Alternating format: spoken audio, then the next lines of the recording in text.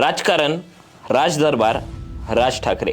सत्ता नाही, मंत्री नाही, तर ही चर्चा राज ठाकरेंचीच. राज ठाकरे सत्तेत नाहीत, मनसेचा एकही आमदार नाही, खासदार नाही, मंत्री नाही, महापालिकेची किंवा कोणतीही निवडणूकही सध्या नाही. तरीही महाराष्ट्रातील लोक आपला प्रश्न घेऊन विश्वासानं कुणाच्या दारात जात असतील तर ते दार आहे शिवतीर्थाचं. काल पुन्हा एकदा याचीच प्रचिती आली. एमपीएससीच्या विद्यार्थ्यांनी औषध निरीक्षक पदाच्या परीक्षेतील पेपर फुटीचा मुद्दा घेऊन राज ठाकरेंची भेट घेतली. विद्यार्थ्यांनी आपल्याकडील पुरावे त्यांच्या समोर मांडले आणि राज ठाकरेंनी या प्रकरणात लक्ष घालण्याचं आश्वासन दिलं. आणि त्यानंतरचा घटनाक्रम पहा. दुपारी विद्यार्थ्यांची राज ठाकरेंची भेट झाली, रात्री परीक्षा रद्द करण्याचा निर्णय झाला आणि आज पेपर फुटी प्रकरणात 6 जणांना अटक झाली. अटक करण्यात आलेल्यांमध्ये अभिजित लेंडे यांच्यासह आणखी 5 जणांचा समावेश असल्याचं वृत्त आहे. यातून एक गोष्ट पुन्हा सिद्ध झाली, न्याय राजदरबारीच मिळतो. कोरोना काळात डबेवाले असोत, जिम मालक असोत किंवा अंगणवाडी सेविका असोत, आपला आवाज ऐकून घेण्यासाठी